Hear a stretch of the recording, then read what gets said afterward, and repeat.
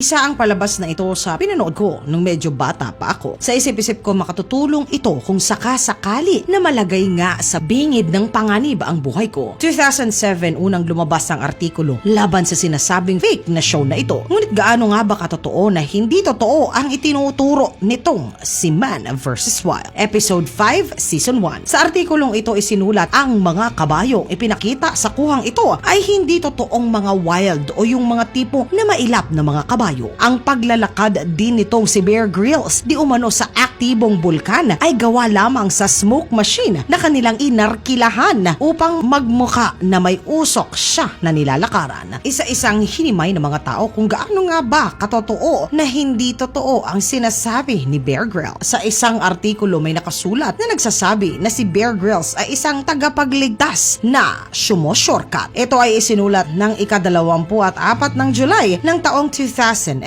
4 na araw ito matapos ang unang season ng biglang sikat na palabas. Ang kakaiba sa sumulat ng artikulong ito ay isa sa mismo sa team ni Bear Grylls na si Mark Winner. Si Mark ay kasama sa mga consultant. Sa madaling salita, kasama itong si Mark sa nagpaplano kung paanong gagawin ang buong show simula pa sa umpisa. Ayon sa artikulo na isinulat mismo niya sa episode na nasa bundok sila ng Sierra Nevada. Kung napanood ang episode na ito, dapat si Bear ay natutulog sa ilalim ng isang malaking bato sa gitna ng napakalamig na gabi sa disyerto. May pasiga moment pa ito para daw manatiling mainit ang kapaligiran at upang protektahan ang katawan laban sa lamig ng disyerto sa gabi. Ngunit ayon mismo kay Mark na sumulat nga ng artikulo, ni hindi nasayaran ng alikabok itong si Bears ng gabing iyon. Ito ay dahil matapos ang taping, natutulog ito sa isang pangmayamang resort na tinatawag na ang Pines. Sa resort na ito, kompletos rekados ang pasilidad.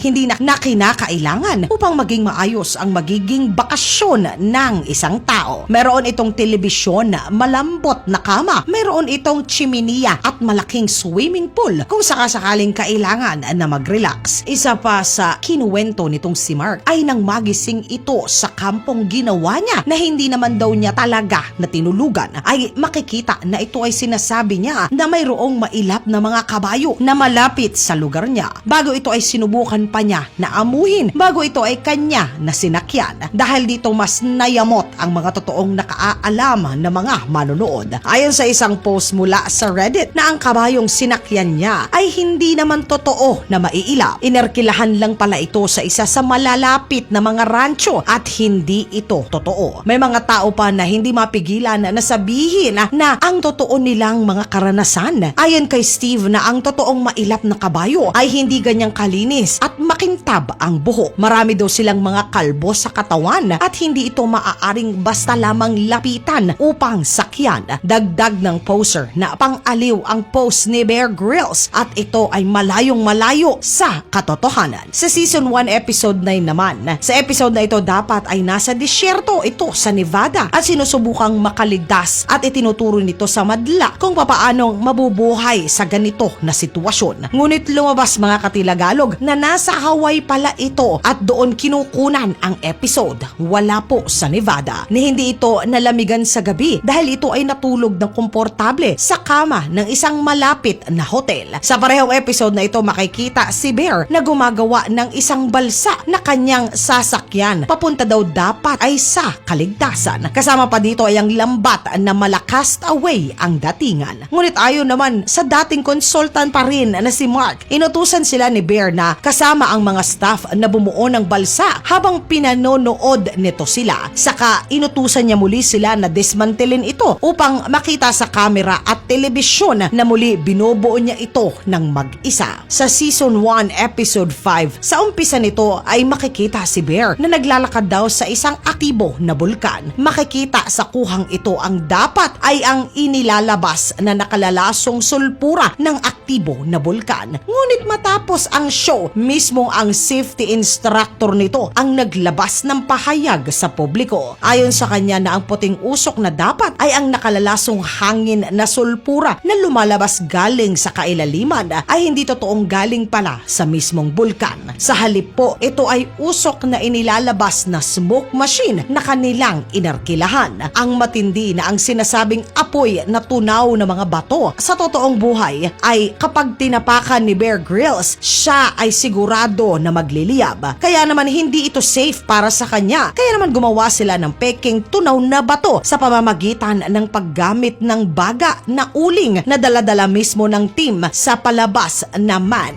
vs. Wild. Dagdag ng mga advisor na ang totoong sulfur dioxide daw na uri ng hangin ay walang kulay at lalong hindi ito makikita ng mata. Kaya naman kailangan nila ng mga makina upang makita ang usok at maging dramatiko ito sa harap ng kamera. Sa parehong episode, ipinangalanda ni Bear Grylls na ang kalagayan niya ay napakalayo sa sibilisasyon at ang pagtawid sa hating ito ay delikado dahil na rin sa tindi ng mga init daw ng mga tunaw na mga bato. Kaya naman himala daw na may nabuo na tinatawag niyang tulay na gawa sa natuyo na lava. Ngunit pinabulaanan na naman ito ng isa sa mga taong talaga naman ang trabaho ay alamin ang totoo tungkol sa mga bulkan. Ayon sa kanya, peke itong ginagawa ng Man vs. Wild. Lumabas na naman kung papaanong nagawa ang pagtawid nitong si Bear Grylls sa lava at ang matindi ay ang crack na sinasabi niya ay maikling linya lang pala. Hindi rin siya nasa kawalan kundi katabi mismo ng highway na sandamakmak ang dumadaan ng mga sasakyan.